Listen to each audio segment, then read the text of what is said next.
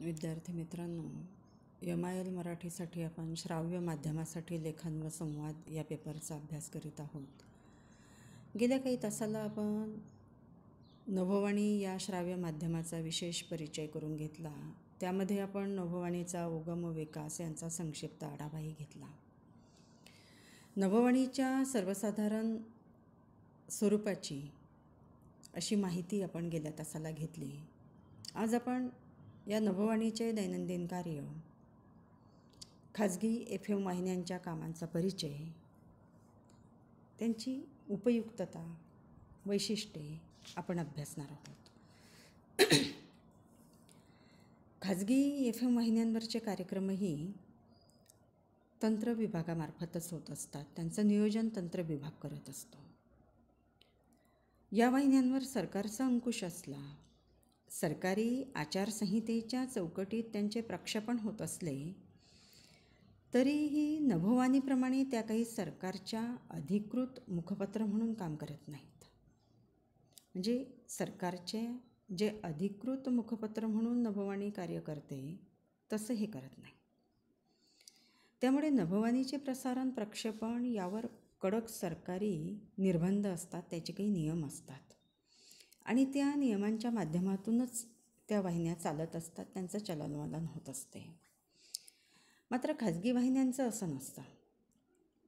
खाजगी नभोवाणी ही सरकारी संहितेत प्रसारित होत असली तरी ती सरकारचे मुखपत्र नसते, हे महत्त्वाचं. या वाहिन्यातून लोकप्रबोधन होत असले तरी यांचा हेतू मुख्यतः श्रोत्यांचे मनोरंजन करणे हा असतो आणि श्रोत्यांचे मनोरंजन करण्यासाठी विविध कार्यक्रमांचे आयोजन या वाहिन्या करत असतात. एकतर या वाहिन्यांचे प्रक्षेपण हे आठवडाभर म्हणजे 7ही दिवस आणि 24ही तास सुरू असते. यावरचा निवेदक हा तरुणांच्या बोलीभाषेचा उपयोग करून श्रोत्यांना स्वतःकडे खेचत असतो. या वाहिन्यांवर दिवसातून 3 ते 4 निवेदक येतात आणि आपल्या शैलीनुसार कार्यक्रमाचे निवेदन व प्रसारण करत असतात. विशिष्ट विषय घेऊन निवेदक कार्यक्रम सादर करत असतात.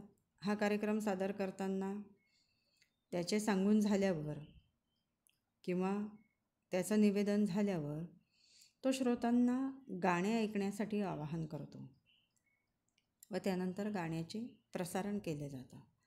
यामध्ये संगीताचा प्रभावी व कल्पक वापर हा केलेला असतो. येथे श्रोत्यांना फोन करून त्यांच्या फरमाईशीनुसार गाण्याचे प्रसारणासाठी आवाहन केले जाते. मग दिवसभरात विनोदी कविता, शेरोशायरी, उखाणा अशा कार्यक्रमांचे आयोजन येथे केले जाते. त्याचबरोबर श्रोत्यांना फोन करून त्यांची फिरकी हा निवेदक घेत असतो व त्यावेळी ज्याला फोन केला जातो त्याची मग झालेली त्रेधा तिरपीट ऐकून श्रोत्यांना हसू येते. म्हणजे कार्यक्रमाचा तो एक भागच असतो त्यांच्या. याप्रमाणे खाजगी FM वाहिन्यांवर जे कार्यक्रम सादर केले जातात तर त्यांचं स्वरूप हे या स्वरूपाचं असतं. म्हणजे थोडंसं हलकं-फुलकं असं असते आणि मनोरंजन त्यामध्ये महत्त्वाचा भाग असतो. सरकारी वाहिन्यांमध्ये मात्र तसं नसतं. त्यामध्ये प्रबोधनावर जास्त भर असलेला आपल्याला दिसून येतो. नवनाट्य, श्रुतिका, रूपक अशा कार्यक्रमांचे आयोजन खाजगी वाहिन्यांवर नसते, जे सरकारी वाहिन्यांवर असते. येथे मनोरंजन करणे एवढेच फक्त बघितले जाते आणि तुमच्यासारख्या युवक वर्गांमध्ये अशा वाहिन्यांची जबरदस्त क्रेज असलेली आपल्याला दिसते, प्रभाव असलेला आपल्याला दिसतो.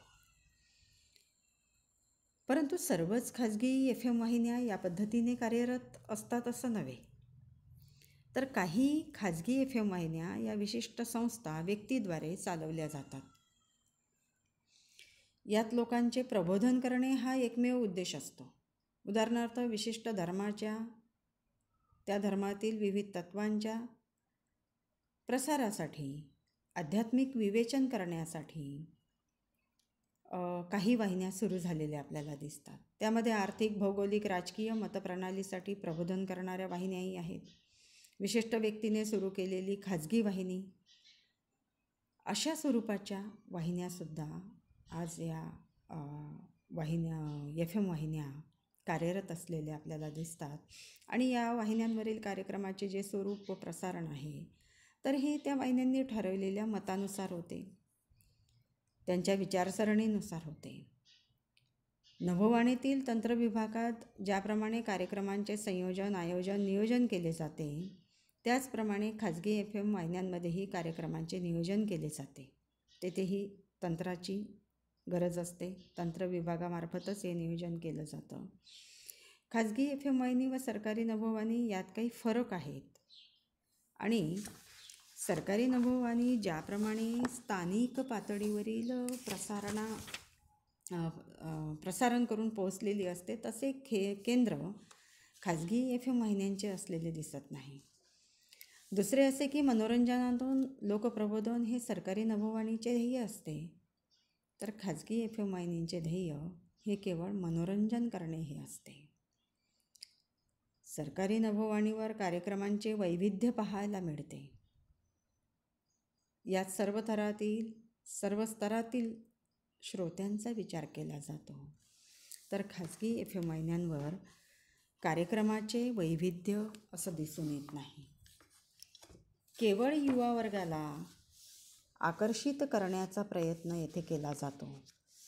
त्यामुळे खाजगी FM वाहिनी आवडीने ऐकणारा श्रोतावर्ग म्हणजे प्रौढ श्रोतावर्ग खरं तर येथे दिसत नाही, तर तरुण वर्ग हा प्रामुख्याने येथे आपल्याला दिसून येतो. आणि म्हणून खाजगी FM वाहिनीच्या ह्या मर्यादा असलेल्या आपल्याला इथे दिसून येतात. तर सरकारी वाहिनीच्या तशा मर्यादा नाही, तर एक वैशिष्ट्ये आहेत आणि त्यांचं कार्य हे वेगळ्या पद्धतीने चालतं.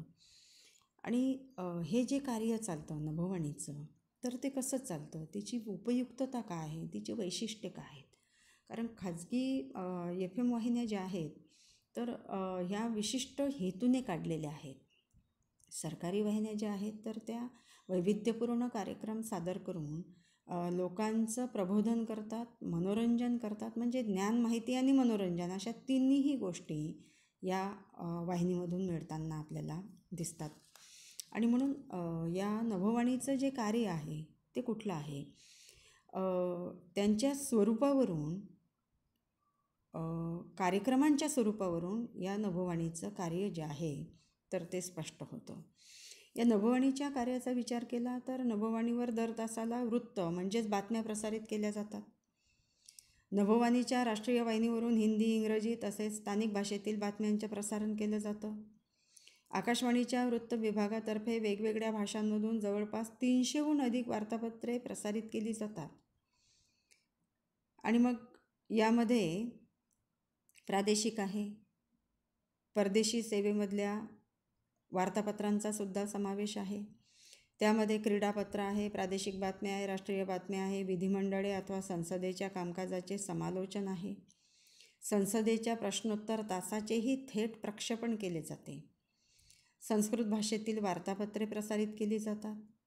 वार्तापत्रासाठी आकाशवाणीने पूर्णवेळ, अर्धवेळ वार्ताहरांची नियुक्ती जिल्ह्याच्या महत्त्वाच्या ठिकाणी केलेली असते. त्याचबरोबर प्रेस ट्रस्ट ऑफ इंडिया म्हणजे PTI, United news of India अशा वृत्तसंस्थांमधून बातम्या मिळविल्या जातात, वृत्तसंकलन केले जाते. आणि आकाशवाणीची स्वतंत्र विदेश प्रसारण सेवा आहे, त्या अंतर्गत 24 परदेशी भाषांमधून प्रसारण केले जाते. आता तुम्ही हे मला नाही वाटत की तुमच्यापैकी कोणी हे ऐकलेलं असेल किंवा तुम्ही आकाशवाणी ऐकत असाल. की फक्त आकाशवाणी जरी ऐकली तरी तुम्हाला कुठल्याही अशा ह्या प्रसारमाध्यमाची गरज भासणार नाही. एवढं सगळं त्याच्यामध्ये सगळं आपल्याला मिळतं. म्हणजे विधिमंडळाच्या कामकाजाचं समालोचन ऐकायला मिळतं, तुम्हाला खेळाचे सामने ऐकायला मिळतात, राष्ट्रीय आंतरराष्ट्रीय घडामोडी आपल्याला ऐकायला मिळतात. म्हणजे विविध कार्यक्रमही प्रसारित होतात आणि ह्या बातम्यांच्या माध्यमातून हे सगळं तुम्हाला मिळत असतं. आकाशवाणीच्या विविध केंद्रांवरून ज्या विविध भाषांमधून सुमारे 4000 नभोनाट्य प्रसारित होतात आणि ते विविध विषयांवरचे असतात. ती नभोनाट्य तर हा प्रकार तुम्ही ऐकलेलाच नसावा असं मला वाटतं. तर त्यामध्ये कुटुंब कल्याणासंबंधीचे सुमारे 8,500 कार्यक्रम प्रसारित होत असतात. म्हणजे बघा केवढं प्रबोधन आहे. याचबरोबर शेतीविषयक आहे, ग्रामीण आणि शैक्षणिक कार्यक्रमसुद्धा प्रसारित होत असतात. आणि मग एकंदरीने या सर्व कार्यक्रमांचे स्वरूप जर आपण पाहिले तर नभोवाणीच्या कामकाजाच्या संदर्भामधली जर आपण ही माहिती घेतली तर मग आपल्या लक्षात येतं की नभोवाणीचं हे जे कार्य आहे हे कसं चालतं. आणि मग हे जे कार्य आहे तर याचे काही ठळक असे आपल्याला मुद्दे मांडता येतात. ती कोणते की आकाशवाणी हे श्राव्य माध्यम आहे. ते एका विशिष्ट यंत्राच्या माध्यमातून चालतं आणि श्रोत्यांच्या आवडीचे कार्यक्रम किंवा श्रोत्यांपर्यंत पोहोचविण्यासाठी शक्तिशाली प्रक्षेपण तंत्राद्वारे हे कार्यक्रम चालतात. आणि हे प्रक्षेपण तंत्र लघुलहरी निर्माण करून आकाशाद्वारे प्रक्षेपणाचं कार्य करत असते. मनोरंजनातून लोकशिक्षण हा आकाशवाणीचा प्रमुख उद्देश असतो. जगातील घडामोडींची माहिती बातमीपत्राद्वारे प्रसारित करण्याचं काम हे माध्यम करत असतं. श्रोत्यांच्या वयोमानाप्रमाणे व लिंगभेदानुसार कार्यक्रमांची आखणी केली जाते. शेतीविषयक नवीन तंत्रज्ञान जर आलेलं असेल किंवा शेतीसंबंधीचे जे विविध कार्यक्रम असतात ते प्रसारित केले जातात. युवकांसाठीच्या कार्यक्रमांचे आयोजन केले जाते. लोकसंगीत, लोककला, संगीतप्रधान कार्यक्रम, काव्यवाचन, मुलाखत, नभोनाट्य, श्रुतिका, रूपक, शास्त्रीय संगीत या कार्यक्रमांचं आयोजन केलं जातं. विशिष्ट प्रसंगी म्हणजे सण असतील, उत्सव असतील, त्या अनुषंगाने कार्यक्रमांची निर्मिती केली जाते. आता होळीचा सण येतो आहे, त्या संदर्भामध्ये कार्यक्रमांचं नियोजन आकाशवाणीने केलेलं आहे. आणि मग त्या संदर्भामधले काही रूपकात्मक कार्यक्रम असतील, प्रबोधनात्मक कार्यक्रम असतील तर त्या प्रसंगाला अनुसरून ते कार्यक्रमांची निर्मिती केली जाते आणि त्याचं प्रसारण केलं जातं. आता या नभोवाणीची उपयुक्तता काय आहे? नभोवाणी हे अत्यंत उपयुक्त असं प्रसारमाध्यम आहे. ते श्राव्य माध्यम आहे. ध्वनी लहरीच्या माध्यमातून ते श्रोत्यांपर्यंत पोचत असते. अनेक अडथळे म्हणजे समुद्र असतील, डोंगर, दऱ्या, जंगले या अडथळ्यांना ओलांडून मानवी ध्वनी हजारो मैल दूरवर पोचविता येतो. ही त्याची उपयुक्तता आहे. म्हणजे सगळे अडथळे पार करून टी व्हीसारखं माध्यम जे आहे लोकांच्या मनावर आज गारूड करते आहे, प्रभाव गाजवते आहे, पण एवढे अडथळे पार करून त्याला जाता येत नाही. ते म्हणजे ते माध्यम घेऊन जायला त्याच्यासाठी वीज जोडणी करायला खरं तर मर्यादा आहेत. पण नभोवाणीसारखं माध्यम जे आहे ते तुमच्या खिशात मावणारे आज आलेले आहेत. म्हणजे तुम्ही कुठंही घेऊन जाऊ शकतात. हे सगळे अडथळे पार करून तिथपर्यंत ते पोहोचते. जे लघुलहरी, सूक्ष्मलहरी यातून हा ध्वनी आपल्याला कुठेही प्रसारित करता येतो. आणि आता तर FM म्हणजे फ्रिक्वेन्सी मॉड्युलेशन तंत्र. FM म्हणजे काय? फ्रिक्वेन्सी मॉड्युलेशन तंत्राने ध्वनीची स्पष्टता अधिक झालेली आहे. आधी जे रेडिओ असे खरखर करायचे तर ते आज राहिलेलं नाही आहे. यामुळे एकाच वेळी एकापेक्षा अधिक व्यक्तीपर्यंत संदेश पोहोचविता येतो. समाज जीवनात महत्त्वाची घटना घडलेली असेल तर ती तात्काळ अनेकांपर्यंत पोहोचविण्यासाठी आकाशवाणी हे उपयुक्त माध्यम आहे. व्यापार दळणवळणाच्या संदर्भामध्ये जर आपण विचार केला तर बाजारभाव, निसर्गाची जी स्थिती आहे, बाजारातील आवक जावक आहे, बाजारभावातील चढउतार आहेत, विशिष्ट प्रदेशात विशिष्ट पदार्थाला असलेली मागणी, हे सगळं आकाशवाणीच्या माध्यमातून सहजपणे पोहोचवता येतो. म्हणजे व्यापार उद्योग धंद्यासाठी सुद्धा आकाशवाणी हे उपयुक्त माध्यम आहे. साक्षर, निरक्षर, गरीब, श्रीमंत असा कुठलाच भेद आकाशवाणी करत नाही. आणि त्यावरील कार्यक्रमांचं निवेदन हे जनसामान्यांच्या भाषेमध्ये होतं. त्यामुळे या माध्यमातून प्रसारित होणाऱ्या महत्त्वाच्या घडामोडींची माहिती सहज आणि लवकर अशी जनसामान्यांना होते. एखादा साथरोग पसरला असेल तर त्या रोगाची लक्षणे, त्यावरचे उपाय या माध्यमातून अनेकांपर्यंत पोहोचविता येतात. आता कोरोनाचा जो प्रसार झालेला आहे, तर आकाशवाणीवरून सातत्याने या आजाराची लक्षणे सांगितली जातात, उपाय सांगितले जातात आणि या रोगाच्या संदर्भातले कार्यक्रमही सादर केले जातात आणि ह्या रोगाला नियंत्रणात आणण्यासाठी सर्वतोपरी प्रयत्न आज आकाशवाणी करताना आपल्याला दिसते आहे. विशिष्ट बातमीपत्रेसुद्धा कोरोनाच्या संदर्भातली सादर केली जातात आणि मग त्यामध्ये हे सगळं आपल्याला या साथरोगाच्या संदर्भातले उपाय सांगितले जातात आणि या रोगाच्या संदर्भातली जनजागृती केली जाते, प्रबोधन केलं जातं आणि त्यामुळे सुद्धा आकाशवाणी श्रोत्यांच्या मनामध्ये एक आपुलकी निर्माण करण्याचं काम यामध्ये करत असते.